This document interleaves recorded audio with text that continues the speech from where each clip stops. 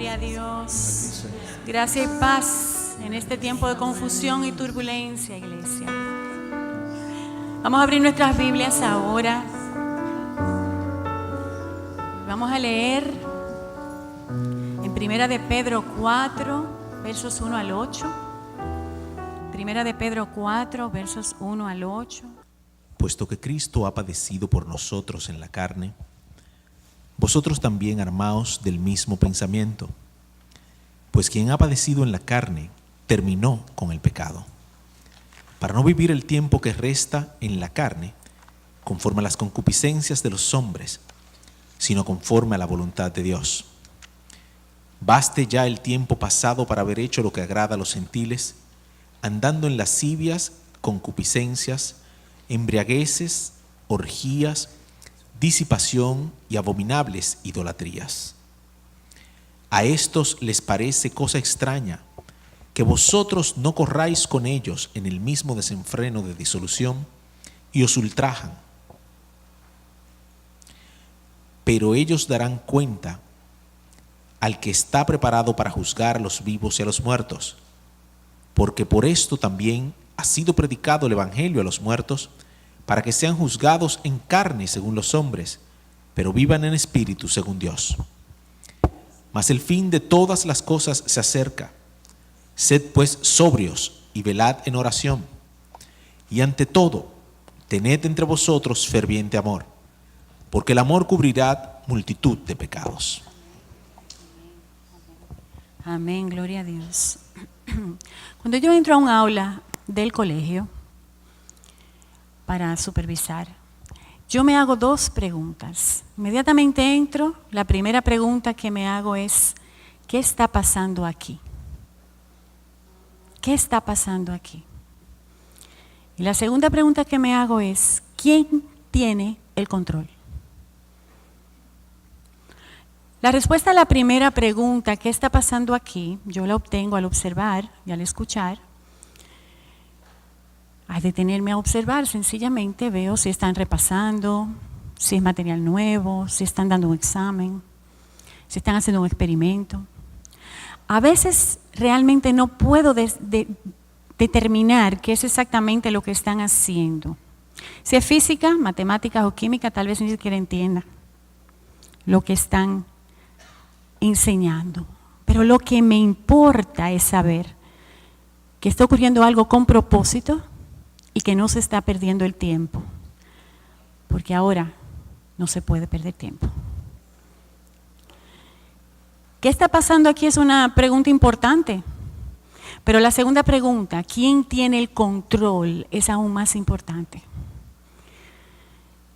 Aún si yo no entiendo qué está pasando, si puedo percibir que el maestro tiene el control, sé que todo está bien. Iglesia, en las últimas semanas hemos visto que el paradigma del mundo cambió, por lo menos el mundo occidental. Hemos visto a naciones grandes, poderosas, hemos visto naciones cuyo fundamento era Cristo, sencillamente declararse ya como naciones post-cristianas. Iglesia, siervos lavados por la sangre de Cristo, yo tengo una pregunta para ustedes, una pregunta que la hice hace mucho tiempo, enseñamos eso hace un tiempecito ya. Y en un momento les voy a pasar esa pruebita a ver si se acuerdan, pero inmediatamente después de esa pregunta les voy a hacer otra, una nueva. Y espero que también la contesten bien. Y la pregunta es, iglesia, ¿qué hora es? ¿Qué hora es? Las 2:02. Bien, esa es la respuesta. Y para los que se perdieron esa enseñanza, yo les cuento que las 2:02 se refiere a la hora o tiempo histórico que está viviendo la humanidad y que está detallada en el Salmo 2 y el énfasis en el verso 2. Pero Vamos a leerla, por favor. Salmos 2, 1 y 2. 1 al 3, perdón, vamos a leer. ¿Por qué se amotinan las gentes y los pueblos piensan cosas vanas? Se levantarán los reyes de la tierra y príncipes consultarán unidos contra Jehová y contra su ungido, diciendo: rompamos sus ligaduras y echemos de nosotros sus cuerdas. ¿No es esto lo que estamos viendo? Gente amotinada, caravanas, pensando cosas vanas.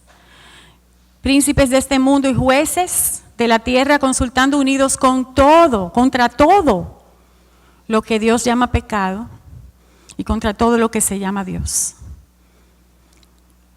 2 y 2. Ahora contéstenme la segunda pregunta, con la mayor convicción posible. Iglesia, en este tiempo, ¿quién tiene el control? Pero con convicción. ¿Qué Dios? Que ahora cualquier cosa es Dios. Jehová Dios tiene el control. Cristo su ungido sigue teniendo el control. Efectivamente, contra toda ley humana que pretenda levantarse contraria a la voluntad divina, Dios publicará su decreto. Mírenlo en los versos 4 al 9. Vamos a leer esa porción ahora. El que mora en los cielos se reirá. El Señor se burlará de ellos. Luego hablará a ellos en su furor y los turbará con su ira. Pero yo he puesto mi rey sobre Sión, mi santo monte. Yo publicaré el decreto. Jehová me ha dicho: mi hijo eres tú. Yo te engendré hoy. Pídeme y te daré por herencia las naciones y como posesión tuya los confines de la tierra. Los quebrantarás con vara de hierro, como vasija de alfarero los desmenuzarás. Efectivamente, contra toda ley humana, no lo digo yo, lo dice la palabra de Dios. Dios publicará su decreto y sentará a su Hijo en un trono cuyo reino no tendrá fin. No tendrá fin. Sencillamente no tendrá fin. Y a nosotros nos toca orar para que cuando eso ocurra, esta nación sea contada entre las salvas. Porque hay naciones que han de ser salvas. Vamos a terminar leyendo la parte final del Salmo 2, versos 10 al 12, para ver lo que Dios nos aconseja o aconseja a unos y a otros en este tiempo. Ahora pues, oh reyes, sed prudentes, admitid amonestación, jueces de la tierra. Servid a Jehová con temor y alegraos con temblor. Honrad al Hijo para que no se enoje y perezcáis en el camino, pues se inflama de pronto su ira. Bienaventurados todos los que en Él confían. Amén. ¿A quién les habla Dios en esta porción? ¿Qué les dice? Les habla a los reyes, es decir, a los presidentes, a los jueces, a los embajadores. Les dice que sean prudentes. Les habla a los jueces que creen que pueden legislar por encima de las constituciones y peor aún, por encima de la ley divina. Y a estos le dice: arrepiéntanse. A los primeros les dice: sean prudentes, y a estos le dicen: arrepiéntanse. Y nos habla a todos también. Nos habla a todos y nos dice que le sirvamos a Jehová con temor y que nos alegremos con temblor y que honremos al Hijo para que no se enoje. Y llama bienaventurados a los que en Él confían. ¿Cuántos confiamos en Dios? ¿Cuántos confiamos en el Olam, en el Eterno, en el Dios de la historia, en el Dios que tiene el control, en el Maestro que tiene el control? Él tiene el control. Hay una oración que no me gusta. Es una oración que hacen algunos hermanos. Cuando escucho esa oración, mi espíritu se contrista. De verdad se contrista. Cuando yo los escucho orar y de repente escucho a un hermano decir, Señor, toma el control, mi espíritu se contrista. Porque yo me pregunto, ¿cuándo y dónde el Dios Todopoderoso, omnipotente, omnisapiente, omnipresente, perdió el control? Eso es imposible. Nuestro Dios siempre tiene el control. Amén. Ahora,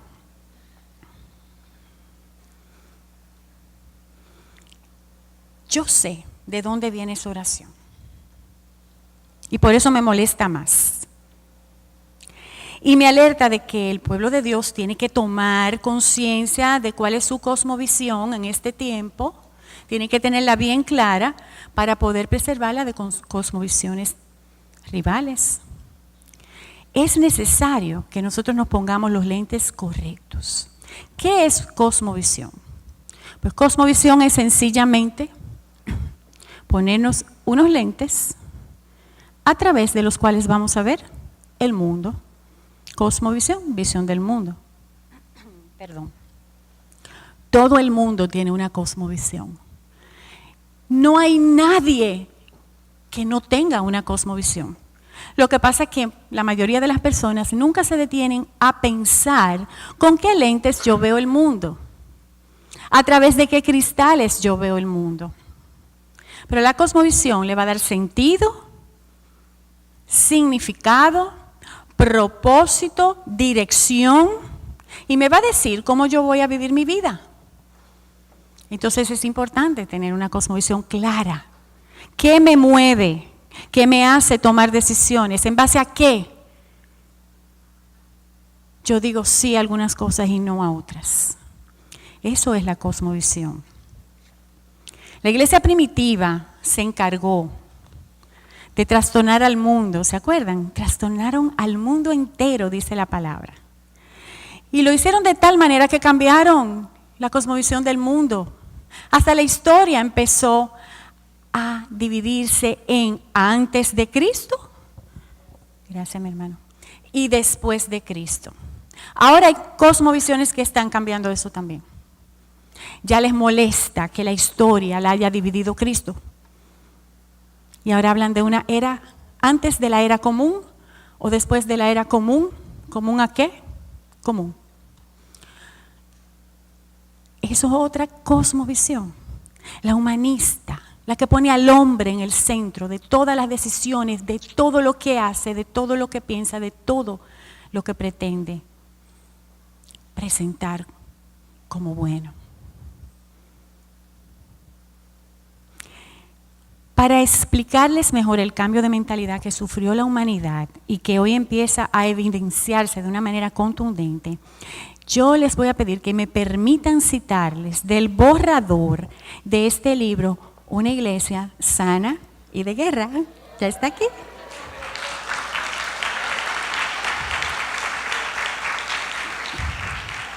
Y oremos para que toda oposición ahora para imprimir el libro sea echada afuera en el nombre de Jesús. Sí, sí. Miren, les voy a leer. Dice, vamos a entender cómo cambió la cosmovisión, ¿de acuerdo?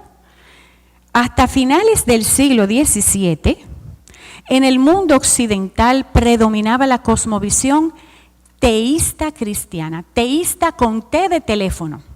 Esa es la nuestra, supuestamente somos cristianos, ¿verdad? Debemos tener una cosmovisión teísta cristiana.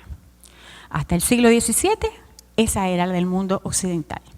Aunque habían diferencias en cuanto a ciertos aspectos doctrinales, en sentido general existía cierto acuerdo en cuanto a los supuestos básicos del teísmo, entre ellos, ¿Dios existe? Todos decían que sí. ¿Dios puede darse a conocer? Sí. ¿Dios se ocupa de su creación? Sí. ¿Dios se reveló a sí mismo en las Escrituras? Sí. Su palabra nos revela cómo es Dios, un Dios trino, creador, personal, racional, etc. Había un común acuerdo. Partiendo del supuesto teísta de que también podemos conocer a Dios a través de la naturaleza, eso lo dice nuestra cosmovisión, ¿verdad? Dios se revela en la naturaleza. El hombre empezó a reemplazar sus ideas y, como describe Medawar, fue lentamente dando paso a la creencia de la suficiencia de la razón. Puso a la razón sobre Dios. Sobre esta base racional, los hombres empezaron a investigar la forma del universo y poco a poco fueron dando a luz al llamado método científico que conocemos hoy día y que pretende regir el pensamiento del hombre inteligente. Pero el hombre inteligente no siempre es sabio. En algún momento de este proceso empezó a ver el universo como una maquinaria parecida a un gran reloj. Surgió entonces la cosmovisión deísta, con D de dedo, ya no teísta, deísta, porque siempre se parecen las cosas, ¿verdad? Una letra de diferencia. La cual concibe a Dios como un relojero que tras crear y dar cuerda al reloj, que es el universo, lo dejó funcionando por su cuenta. Y se fue a atender otras cosas. Con el deísmo se desvirtúa el concepto de Dios al de una fuerza impersonal, distante, ajena, indiferente y por tanto sin posibilidad o interés alguno en hacer milagros. El pensamiento deísta prevalece tan sutilmente aún entre cristianos que se encuentra detrás de aseveraciones u oraciones como Dios no se mete en eso, implicando que el asunto es muy insignificante o que Dios está demasiado ocupado para pensar en eso. O en la que le dije ahorita, Dios toma el control como si alguna vez lo hubiese perdido. Adicionalmente, en el razonamiento deísta, los hombres son vistos como parte de la maquinaria del reloj o parte del universo. Y aunque son personas que se relacionan entre sí, no tienen una relación con Dios, ni pueden trascender al mundo ni cambiarlo de manera significativa. El mundo, a su vez, se percibe como un sistema cerrado, una caja, en la cual no solo Dios no entra, sino que deja al hombre sin posibilidad de salir de esta larga cadena de causas y efectos. En palabras de un autor llamado Sire, parece que los primeros deístas no se dieron cuenta del estado de soledad en que dejaban a la humanidad. En resumen, el concepto del Dios creador y sustentador de todo lo que existe, del teísmo cristiano, quedó reducido, minimizado por el razonamiento deísta. Pero como bien dice Weber, las ideas tienen consecuencias y las de esta corriente de pensamiento apenas empezaba. Vamos a ver, Muñoz, qué dice Romanos de una de estas consecuencias de haber sacado a Dios de nuestras vidas. Porque la ira de Dios se revela desde el cielo contra toda impiedad e injusticia de los hombres que detienen con injusticia la verdad. 21 al 28. Pues habiendo conocido a Dios, no le glorificaron como a Dios ni le dieron gracias, sino que se envanecieron en sus razonamientos y su necio corazón fue entenebrecido. Profesando ser sabios, se hicieron necios y cambiaron la gloria del Dios incorruptible en semejanza de imagen de hombre corruptible, de aves, de cuadrúpedos y de reptiles.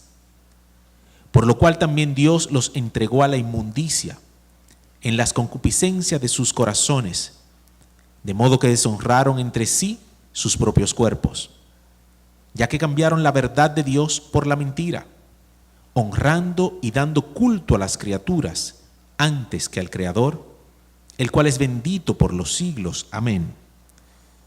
Por esto Dios los entregó a pasiones vergonzosas, pues aún sus mujeres cambiaron el uso natural por el que es contra naturaleza, y de igual modo también los hombres, dejando el uso natural de la mujer, se encendieron en su lascivia unos con otros, cometiendo hechos vergonzosos hombres con hombres y recibiendo en sí mismos la retribución debida a su extravío.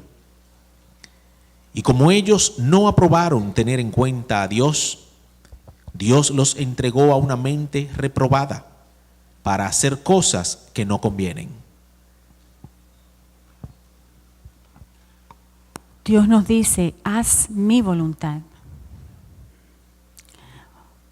Pero el que quiere hacer su voluntad, Dios le dice, haz tu voluntad. Pero hay consecuencias. Hay consecuencias. Y volviendo al libro dice, porque no se quedó en el deísmo. Ciertamente con el deísmo el ataque a los fundamentos del pensamiento teísta se había iniciado, pero la necedad aún no había alcanzado su punto máximo. El deísmo se convirtió en una especie de puente entre el teísmo cristiano y su nuevo enemigo, el naturalismo básico. Con esa otra cosmovisión que dio como fruto al pensamiento evolucionista y al humanismo secular, se ha pretendido reducir a Dios a su mínima expresión, hasta el punto de declararlo como inexistente ya que niega y dicta que la materia es lo único que hay. Ese es el naturalismo. Lo único que hay es materia. Y el muerto al hoyo. Exacto. Pero Dios, eso no está en el libro, eso fui yo, ¿verdad?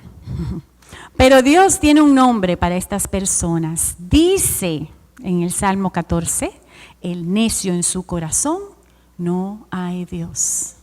Es una necedad.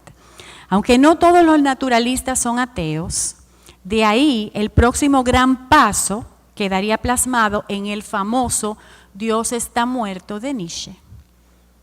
Con lo cual él nunca pretendió aceptar que Dios hubiese existido alguna vez, sino que daba a entender que el mundo se debía preparar para asistir al funeral del pensamiento cristiano. Eso fue lo que él quiso decir con su Dios está muerto. Y no nos gusta lo que estamos viendo pasar en el mundo hoy. Menos nos gusta pensar en cómo estos cambios nos pueden afectar a todos. No queremos pensar en que el pensamiento cristiano esté agonizando. Pero una y otra vez Dios manda a su pueblo a pensar y a meditar y a observar. No pensar es una característica del hombre postmoderno, del hombre de estos tiempos. Los millennialistas, así se llaman millennials, es difícil hasta de decir,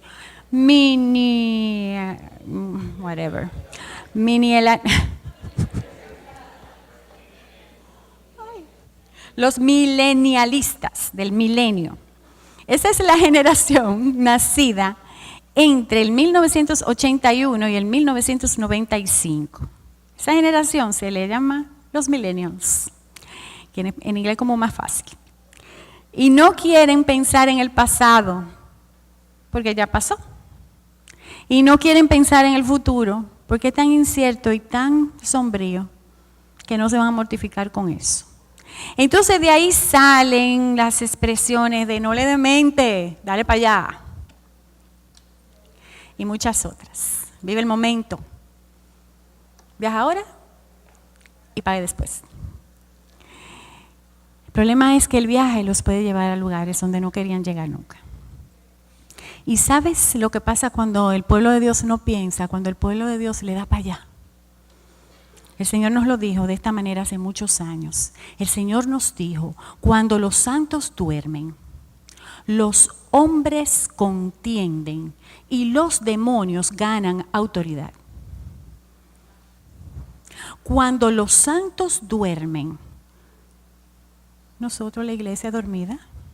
Los hombres contienden. ¿Y quiénes sacan ventaja? Los demonios ganan autoridad. No es esto lo que está pasando en naciones que fueron eminentemente cristianas. La iglesia se durmió y se despertó ante una pesadilla. Bueno, pero dijimos que Cristo tiene el control. Y que si el maestro tiene el control, aunque temamos lo peor y no entendamos lo que está sucediendo, todo estará bien. Ahora, ¿quiere decir esto que no vamos a padecer? No. No. Uno de los atributos más bellos de la palabra de Dios es su honestidad. La palabra de Dios no nos engaña.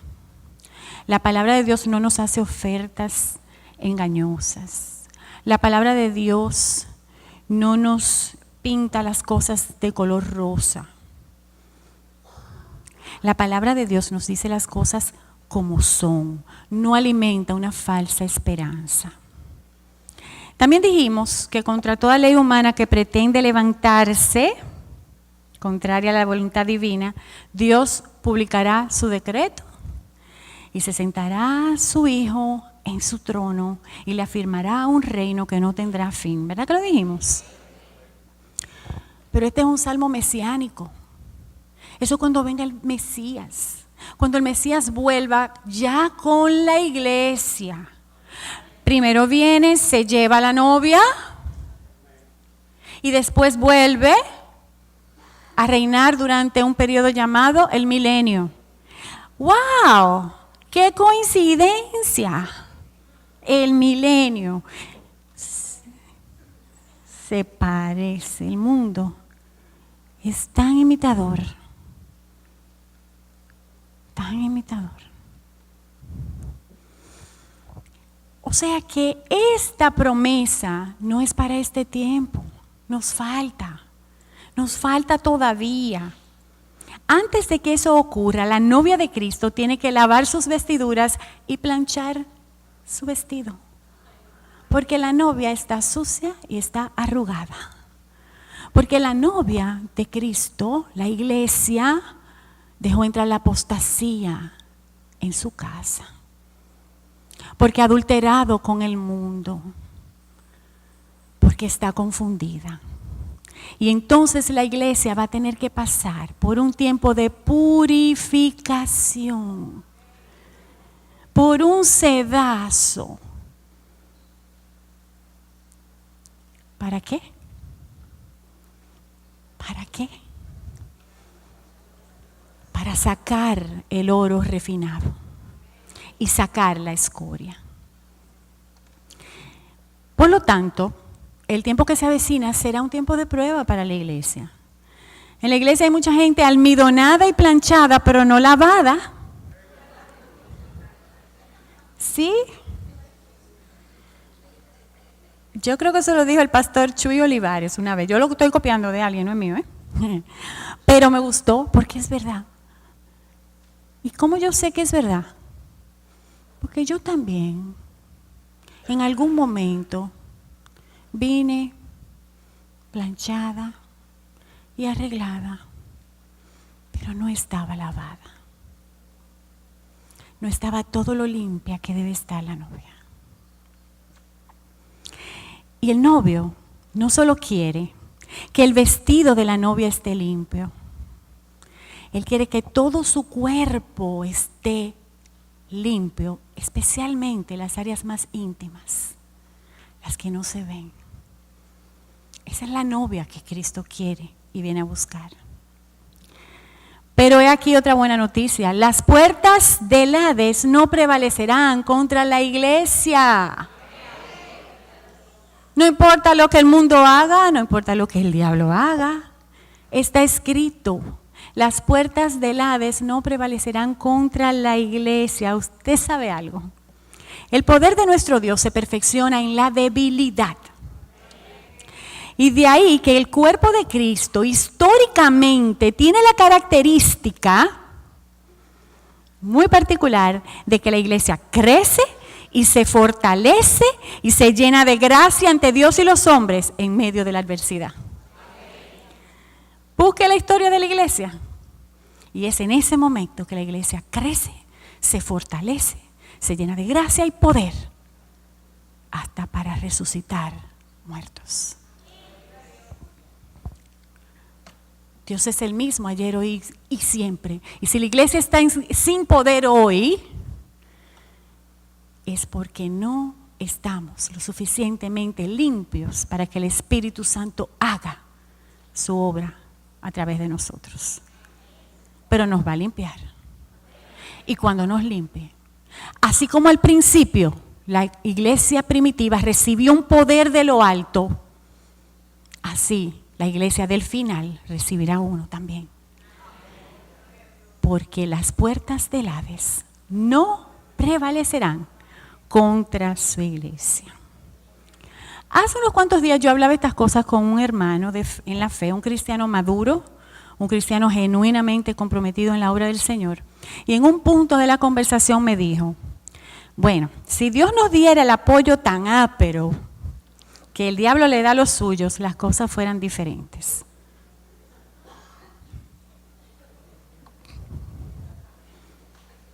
Miren, yo sentí que una espada atravesó mi alma en ese momento. Estoy hablando de un cristiano maduro, admirable en su testimonio.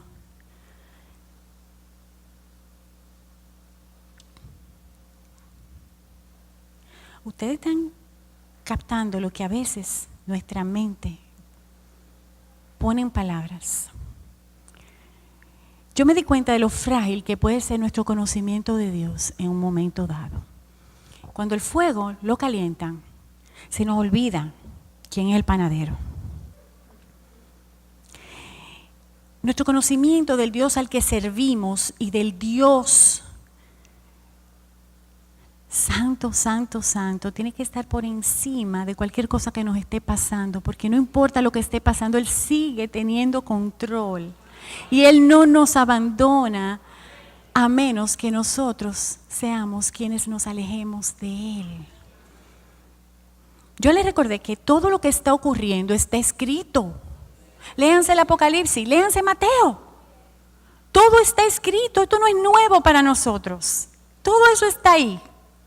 Y gloria a Dios que está pasando porque vemos que es verdad, ese librito, ¿verdad? Claro. Entonces, todo lo que está pasando es parte de las cosas que Cristo reveló a sus discípulos como señales previas a su venida. Y es parte del espíritu de iniquidad que tiene que surgir antes del advenimiento del anticristo. ¿Cómo se va a llamar? Anticristo. Eso es lo que está pasando, mis hermanos. Sencillamente que las profecías se están cumpliendo. Le guste oírlo o no, porque miren, a mí no me gusta oír eso. Es más, yo le voy a confesar que a mí no me gustaba leer el Apocalipsis. Todavía no me gusta mucho, ¿no? Lo que más me gusta es cuando hablan de la Nueva Jerusalén y qué linda va a ser. Pero está ahí. Y Mateo 24. Tampoco me gusta tanto. Pero escrito está. Escrito está. Y hay que comerse el cordero completo. Completo. Eso es así. Entonces, todo lo que está pasando tiene que pasar porque es parte del capítulo final del plan de Dios para la redención de la humanidad y de su creación. Después que todo pase, entonces todas las cosas serán hechas nuevas. Nuevos cielos y nuevas tierras. En lugar donde ya no habrá lágrimas, ni dolor, ni enfermedad. Parece un cuento de hadas. Pero los cuentos de hadas no se cumplen en la vida real. No, yo nunca he visto un sapo que se convierte en príncipe. Sí, príncipes que se convierten en sapos. Hermanos, hace un momentito yo les decía que una de las características de la Biblia y del mensaje del Evangelio es su honestidad. Dios no nos engaña. Cristo mismo dijo que en el mundo tendríamos aflicción. Pero Él dijo, pero confiad que yo he vencido al mundo. Y en palabras de Ted Tripp, la honestidad bíblica nunca produce desesperanza, porque dicha honestidad viene envuelta en una esperanza gloriosa. Entonces, por dura que suene la palabra y por dura que suenen las profecías, siempre hay una palabra mayor de esperanza. Sí, hermanos, todos estos cambios nos van a afectar. Por eso, tenemos que darle gracias a Dios que todavía podemos venir. Los muchachos que a veces no quieren venir a la iglesia, vengan porque a lo mejor un día dicen que ya no va a haber iglesia. Y no se van a alegrar, se lo aseguro que en ese momento no se van a alegrar. Todos estos cambios nos van a afectar. ¿Cómo podremos nosotros defendernos de los engaños? ¿Cómo podemos prepararnos para no perder la visión cristiana? ¿Cómo podemos aprender a defender nuestra fe en este tiempo?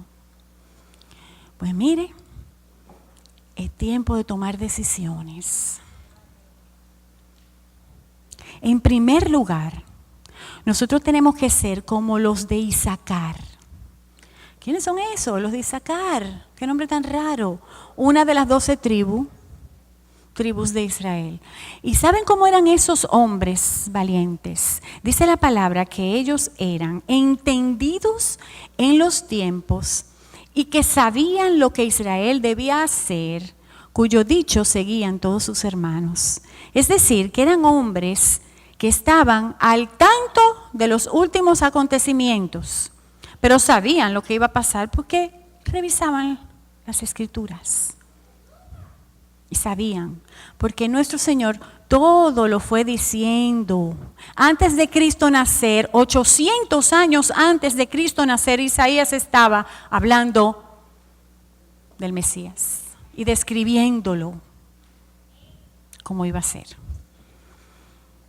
Entonces, estos hombres sabían lo que Israel debía hacer. Nosotros tenemos que ser entendidos en los tiempos y saber lo que República Dominicana tiene que hacer. Y tener una autoridad y un testimonio tal que nuestros hermanos dominicanos pidan consejo a la iglesia para saber lo que deben hacer. Entonces hay que limpiarse, hay que lavarse ahora. La iglesia tiene que levantarse. La iglesia tiene que reflejar a Cristo, porque solo la iglesia tiene las respuestas a todos estos problemas que se están presentando hoy. Segundo lugar, guarda tu salvación con temor y temblor. Miren, yo no voy a entrar en aspectos doctrinales, a mí no me interesa eso, que si se pierde, que si no se pierde. Yo voy a lo seguro. Si cuando yo llegué allá no se perdía, no perdí nada. Pero si se perdía y no la cuidé, me van a devolver. Entonces, la palabra dice, cuiden la salvación con temor y temblor. No es de todos entrar al reino de los cielos. Hay que ser socio de ese club para poder entrar. Es así, hay que tener carnet. Yo pensé que yo era cristiana durante muchos años. Yo tengo 22 años de ser cristiana. 22, 21, ¿conté? Yo tengo más, sí, de ser cristiana.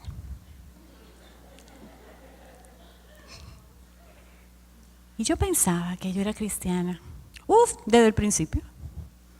De una vez que yo acepté al Señor, yo era cristiana ya.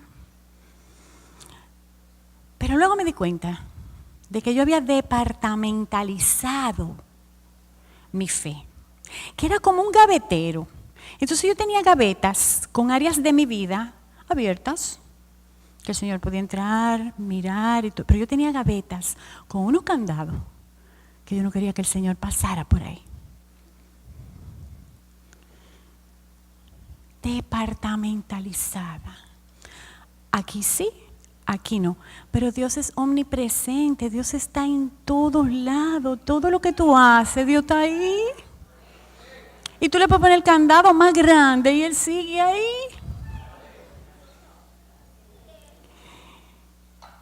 Entonces, eso es ser un cristiano carnal, un cristiano tibio, uno que está a punto de ser vomitado de la boca del Señor. Y me tomó tiempo entender eso. Me tomó tiempo entender que llamarse cristiano no es cosa liviana, porque el cristiano se tiene que parecer a Cristo. Se tiene que parecer a Cristo.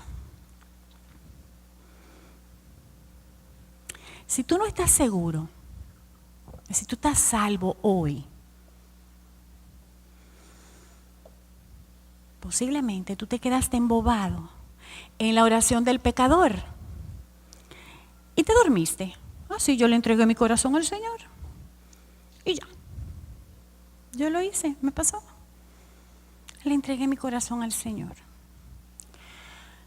Posiblemente tú creíste que todo lo que hacía falta para ser salvo es dejar entrar a Jesús en tu corazón. Pues no. Yo no he encontrado un solo pasaje en la Biblia donde el Señor diga, ¿quién quiere que yo entre a su corazón? Veo una mano aquí, veo otra allá, repita conmigo.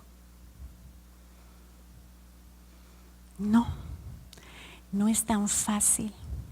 Hay más que eso. Hay mucho más que eso. Porque Dios no se conforma, Jesús no se conforma con entrar en tu corazón. Jesús quiere entrar en todo tu ser, en tu mente, en tus emociones.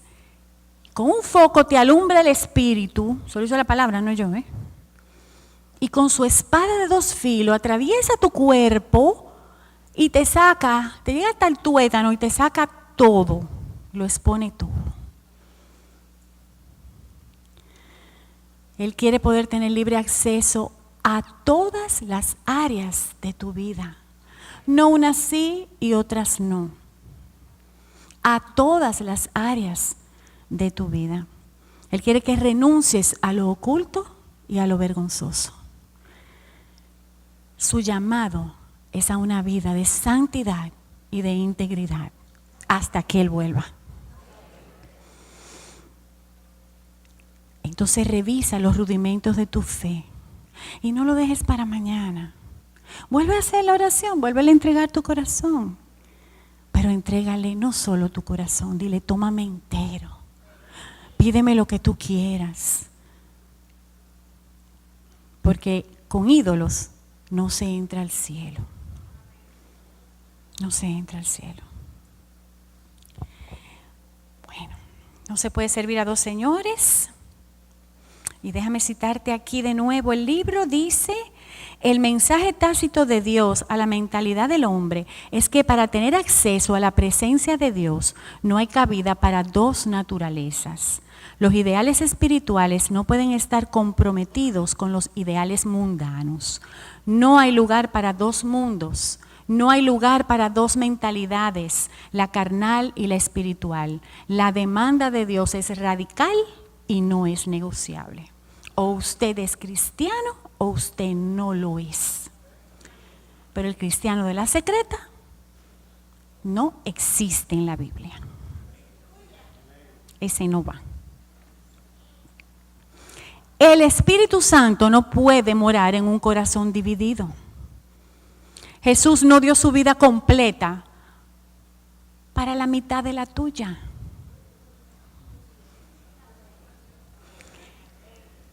El llamado evangelístico no se puede reducir a dejar entrar a Cristo en nuestro corazón. Eso ha sido también abaratar el evangelio. El llamado del evangelio es el llamado que hacía Juan el Bautista, que hacía Cristo, que hicieron los discípulos, la iglesia primitiva. Y el llamado es arrepiéntete, conviértete y bautízate.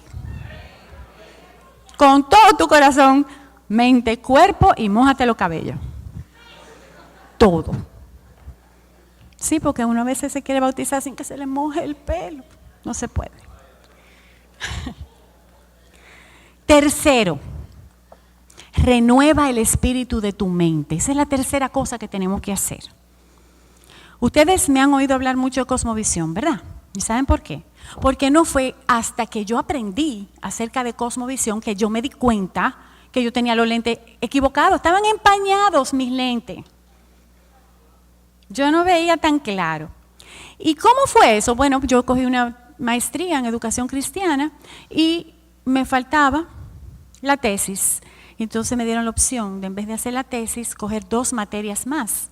¿Y quién quiere hacer tesis? Yo dije, sí, yo cojo 2 materias más. Y una de esas fue cosmovisión. Y me cambiaron los lentes. Y entendí.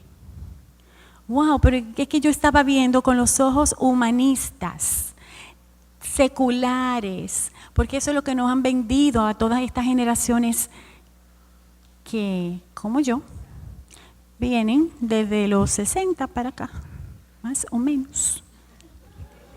Baby boomers. Un día vamos a hablar de eso porque nosotros ahora nos quedamos en el medio, la generación perdida, sometidos por nuestros padres, sometidos por nuestros hijos también. Ay, qué lindo. Nos tocó duro, pero vamos a ver. No fue hasta que yo aprendí lo que era cosmovisión que yo entendí que verdaderamente yo tenía que arrepentirme de nuevo y yo tenía que empezar otra vez y convertirme de nuevo y yo tenía que renovar el espíritu de mi mente y yo tenía que pedirle perdón al Señor por todas las cosas que yo hice que no debía haber hecho, las cosas que dije que no debía haber dicho. ¿Ya soy santa? No, todavía hago muchísimas cosas que no tengo que hacer. Pero, ¿se acuerdan de David? Hay que arrepentirse.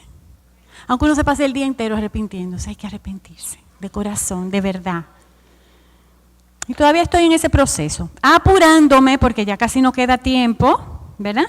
Porque vimos en la porción que leímos al principio que el fin de todas las cosas se acerca hasta de esta prédica. Cuando el ser humano se siente amenazado, pasa algo, señores. Cuando el ser, y yo soy psicólogo, yo sé de eso, los psicólogos son terribles, pero después, otro día hablamos de eso. Cuando el ser humano se siente amenazado, levanta las defensas, se defiende, busca una manera de defenderse. Entonces, si nosotros no tenemos nuestra cosmovisión firme y conocemos a Dios, al Dios que le servimos verdaderamente, cuando nos calienten la cosa, nos vamos a tratar de salvar el pellejo y vamos a empezar a decir, bueno, pero esto como que tal vez no es tan verdad, pero como que Cristo a lo mejor no fue Dios, pero que como que, y nos vamos a inventar argumentos para salir de esta fe tan peligrosa, pero yo tengo que salvarme. Y eso también lo dice la palabra. Por eso hay que renovar la mente ahora, pensar como Cristo ahora, hablar como Cristo ahora, reaccionar como Cristo ahora. ¿Tú te imaginas a Cristo diciendo malas palabras? ¿Tú te imaginas a Cristo haciendo chistes colorados? ¿Tú te imaginas a Cristo murmurando, poniéndole nombres nuevos a pecados viejos? No. El cristiano debe tener la mente de Cristo, porque si no estamos convencidos de que Cristo es real, no vamos a poder morir por Él. Y estamos en deuda con Él, muy en deuda. Cuarto lugar, elige tus batallas con sabiduría. Mira, tampoco es que ahora nosotros vamos a ser los defensores del mundo y nos vamos a meter donde no nos han llamado. La apologética está también muy de moda y es necesaria. Tenemos que aprender a defender nuestra fe, pero no se puede ser apologista si no se tiene la cosmovisión bíblica clara. Cosmovisión va primero y apologética después, la defensa de la fe. Elige tus batallas con sabiduría. En esta guerra de creencias, antes de salir en defensa de la fe, tú debes preguntarle a Dios, como hacía David, ¿me levanto contra ellos? ¿Irás conmigo?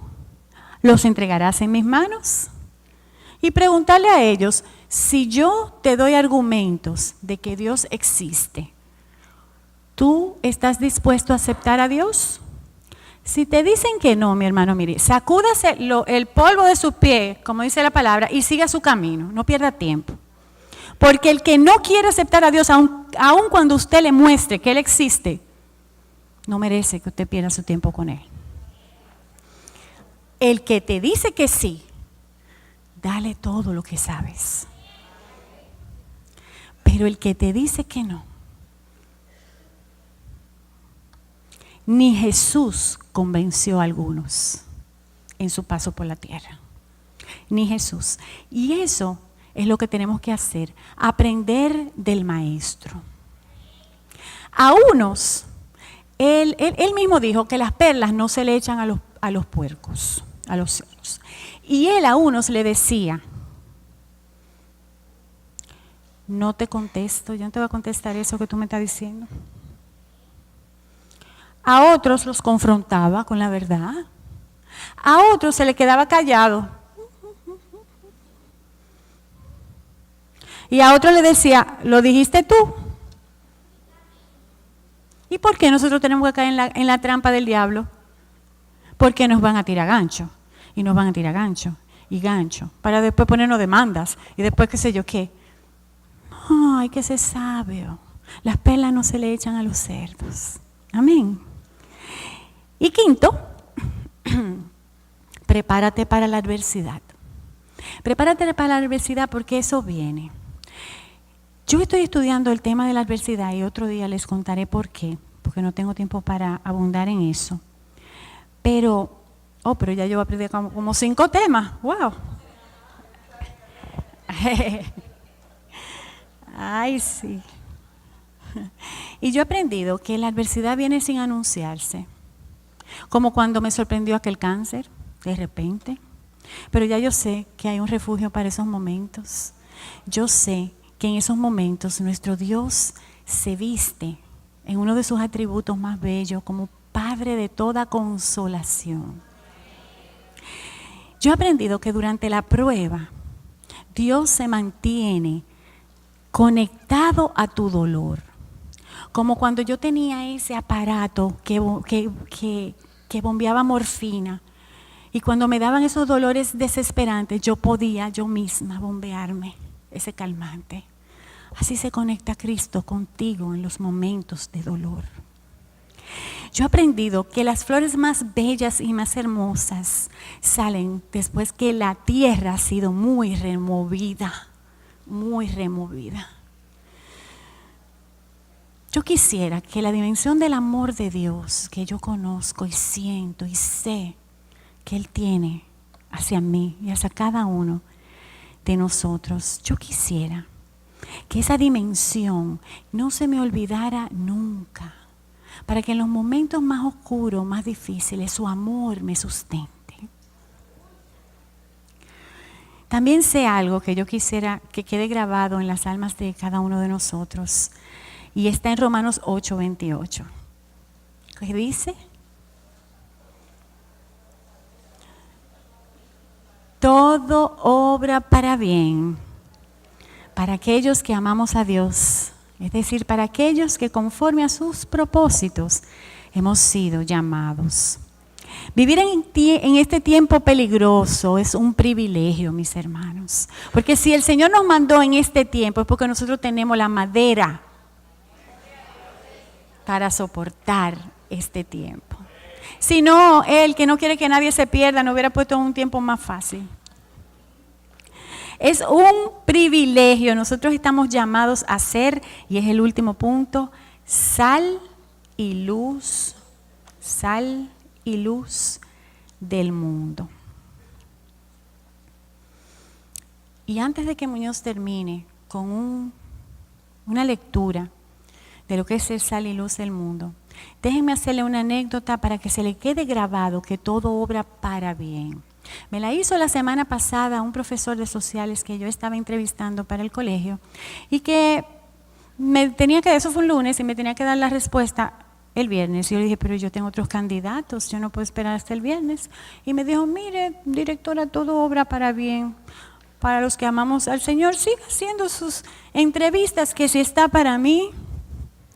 el Señor me va a guardar ese trabajo. Y déjeme hacerle esta historia. Y me dijo de un rey que tenía un siervo muy querido porque era un siervo muy fiel. Y ese siervo fiel lo acompañaba donde quiera que el rey iba. Pues al rey le gustaba cazar y el rey se va de cacería con su siervo y ese día la adversidad que no toca la puerta y no avisa llegó y un flechazo le llevó un dedo al rey. El rey tenía ahora un dedo menos. El siervo muy apurado queriendo decir algo para animar a su señor le dice: ay Señor, pero todo obra para bien para los que aman a Dios. Yo no sé si en el medio de la adversidad a ustedes le han dicho algunas cosas, a mí me dijeron algunas que no me gustaron. Y el rey le dice: pero ¿cómo tú me dices eso? Yo estoy sangrando, yo no tengo un dedo, que tú me dices que todo obra para bien. ¿Cómo esto va a obrar para bien? Imposible. Llévenselo, métanlo en la cárcel, siervo inútil, llévenselo. Bueno, él no lo hizo tan sabroso como yo lo estoy haciendo mejor. Pero sucede que se llevan al siervo. Días después pasa el tiempo y el rey se recupera y se va a casar de nuevo, porque así somos, volvemos a lo mismo. Se va a casar de nuevo, pero se fue solo, porque no se va a llevar un siervo imprudente, se fue solo. Lo apresó una tribu, come gente. Y se llevan al hombre amarrado, al rey. Cuando ya lo van a empezar a preparar para cocinarlo, se dan cuenta de que le falta un dedo.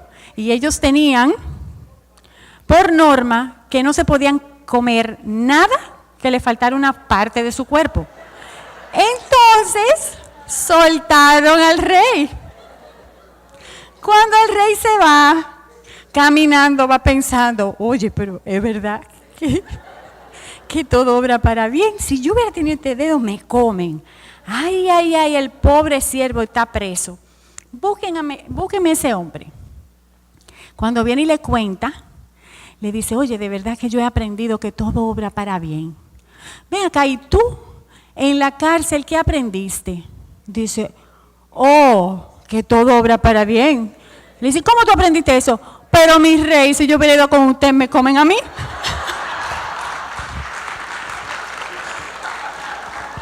Ven. Todo obra para bien. Todo obra para bien. Aleluya, gloria a Dios. Entonces, el último punto es que tenemos que ser sal y luz del mundo. Así como nos estamos riendo ahora, así es que debemos salir llenos de gozo, alegres, que la gente nos pregunte: ¿y qué tú tienes que yo no tengo? ¡Oh, Cristo! Y vamos a pedirle a Muñoz que cierre esta magistral prédica.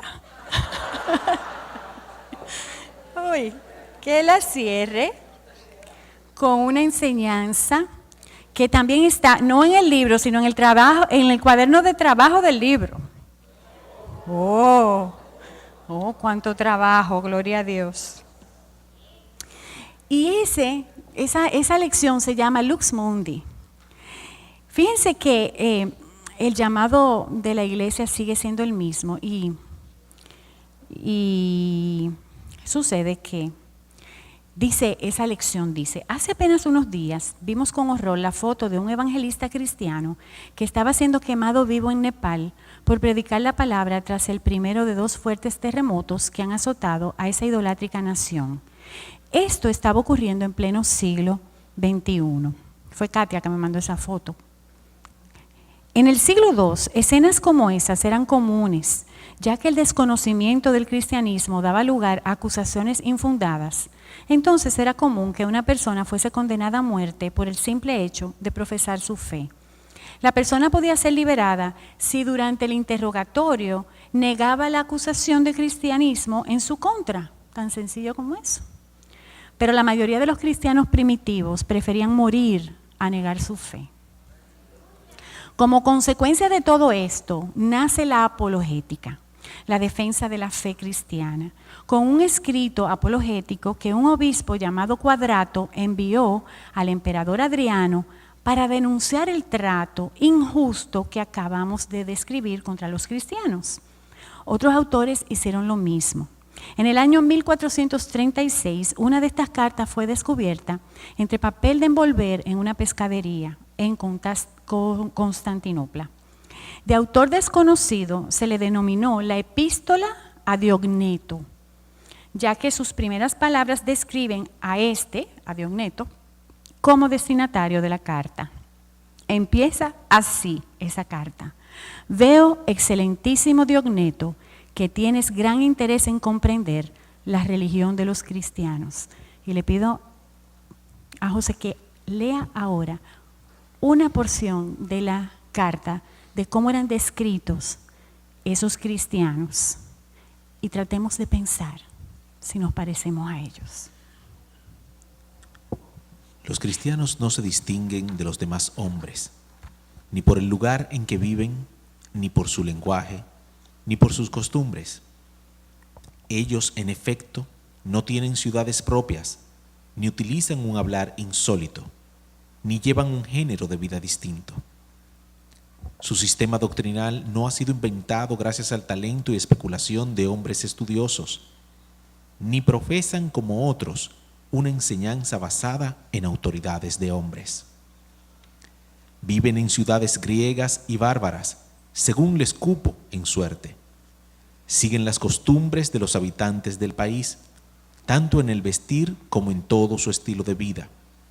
Y sin embargo, dan muestra de un tenor de vida admirable y a juicio de todos increíble.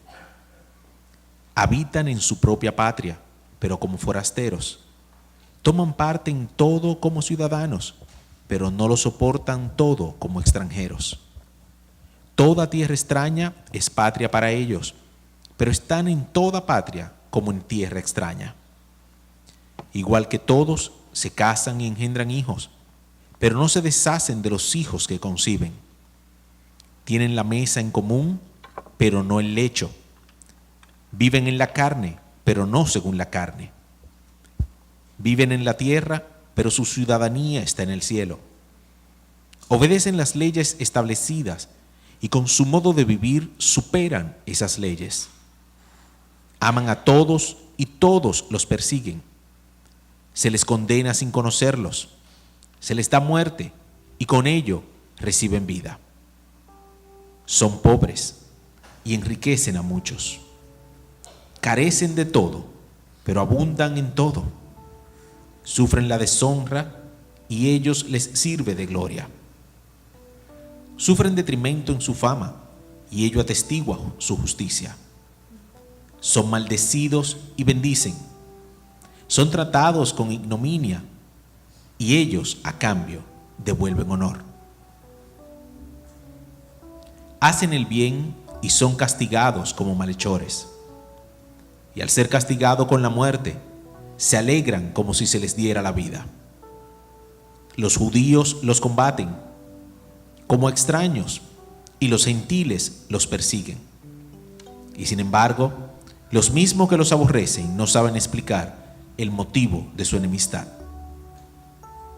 Para decirlo en pocas palabras, los cristianos son en el mundo lo que el alma en el cuerpo. El alma, en efecto, se halla esparcida por todos los miembros del cuerpo. Así también los cristianos se encuentran dispersos por todas las ciudades del mundo. El alma habita en el cuerpo, pero no procede del cuerpo. Los cristianos viven en el mundo, pero no son del mundo. El alma invisible está encerrada en la cárcel del cuerpo visible. Los cristianos viven visiblemente en el mundo, pero su religión es invisible. La carne aborrece y combate al alma, sin haber recibido de ella agravio alguno, solo porque le impide disfrutar de los placeres. También el mundo aborrece a los cristianos, sin haber recibido agravio de ellos, porque se oponen a sus placeres. Esos son los hombres y mujeres que cambiaron el mundo. Esos son los hombres y mujeres que dieron sus vidas. Esos son los hombres y mujeres que nosotros estamos llamados a ser.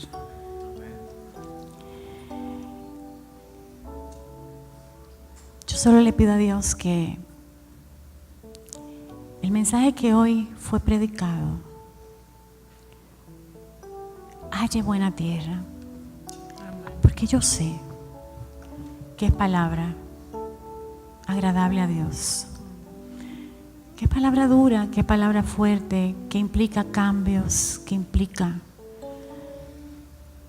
dejar los tonos de gris, pero es palabra de vida. Si estas cosas hiciéramos, es posible que pudiéramos ser perseguidos, burlados, multados, enviados a prisión, pero es seguro que terminaremos una patria mejor, que terminaremos en un lugar donde el sol y la luna ya no harán falta, porque la gloria de Dios lo iluminará. Yo creo que yo no tengo que hablar más. Yo creo que es momento de que Dios hable a tu corazón en lo íntimo y que tú le digas a Él si tú quieres darle más que tu corazón, si tú verdaderamente quieres tomar la decisión de seguirle. Él dice: toma tu cruz y sígueme.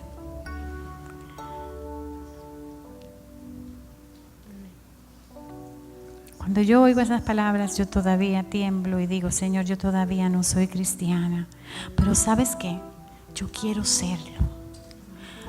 Enséñame, ayúdame, fortaléceme, repróchame cuando lo hago mal, moléstame cuando te fallo, pero no me sueltes, no me sueltes. Ten misericordia de mí, ayúdame a poder perseverar hasta el fin. Porque un día yo lo único que quiero es poder ver tu rostro y sencillamente sentir que te sonríes. Que el Señor me los bendiga.